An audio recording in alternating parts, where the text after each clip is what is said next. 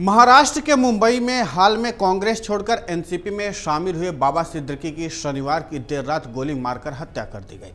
3 हमलावरों ने उन पर 3 गोलियां चलाई। उन्हें लीलावती अस्पताल में भर्ती कराया गया, जहां उनकी मौत हो गई। उनके निधन से राजनीतिक जगत में शोक की लहर दौड़ गई है।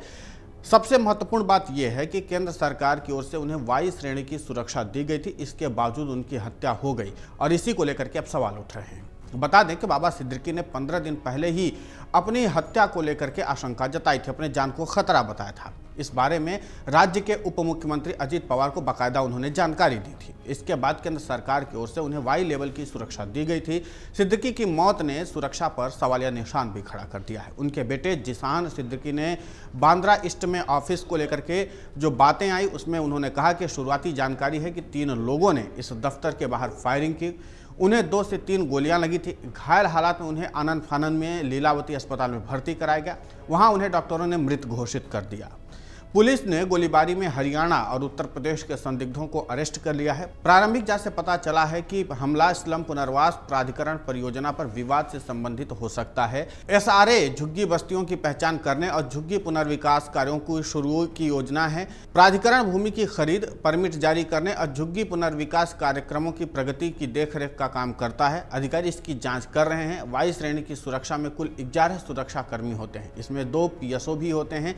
इस सुरक्षा श्रेणी में कोई भी कमांडो नहीं है। देश के गणमान्य व्यक्तियों को और राजनेताओं की जान को खतरा होने पर उन्हें इनमें से एक सुरक्षा दी जाती है। वायु श्रेणी की सुरक्षा मंत्रियों को मिलने वाली सुरक्षा से अलग होती है। इसमें सबसे पहले सरकार को इसके लिए आवेदन करना होता है। इसके बाद सरकार खुफिया एजेंसियों के जरिए खतरे का आकलन करती है।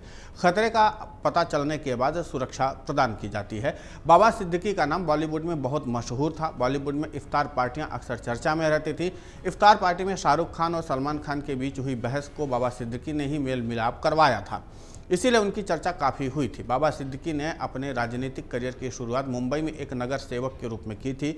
वो 1977 में कांग्रेस में शामिल हुए। बाबा सिद्दीकी 1999, 2004 और 2009 में बांद्रा पश्चिम विधानसभा क्षेत्र से 3 बार विधायक रहे। वो 1 बार मंत्री भी रह चुके हैं। हाल में कांग्रेस छोड़कर एनसीपी में शामिल हुए थे। मुंबई क्राइम ब्रांच तीसरे बदमाश की तलाश में जुट गई है। गिरफ्तार बदमाशों में करनौल सिंह और धर्मराज कश्यप का नाम शामिल है।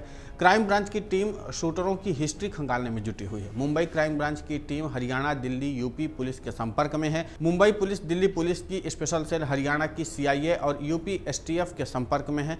पकड़े गए शूटर्स का आपराधिक रिकॉर्ड और लॉरेंस बिश्नोई गैंग के संबंधों को लेकर के चर्चा भी हो रही है। दोनों शूटर्स की जानकारी हरियाणा पुलिस की सीआईए और यूपी एसटीएफ से शेयर की गई है। बाबा सिद्दीकी की हत्या में लॉरेंस बिश्नोई का शक है।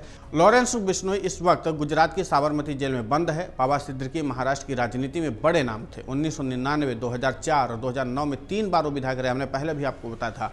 वर्ष 2004 से 2008 तक खाद्य और नागरिक आपूर्ति और श्रम और एफडीए राज्य मंत्री भी बने। इस साल फरवरी में उन्होंने कांग्रेस पार्टी छोड़ दी थी। इसके बाद वो अजित पवार के नेतृत्व वाली एनसीपी में शामिल हुए थे। फिल्म जगत में भी उनकी बहुत तगड़ी पैठ मानी जाती थी। सूत्रों ने बताया कि बाबा सिद्दीकी पर गोली चलाने वाले पहले तीनों वही इंतजार कर रहे थे। पुलिस को शक है कि आरोपियों को स्थानीय सपोर्ट भी मिला था, यानी कोई और भी था जो जानकारी लगातार मुहैया करवा रहा था।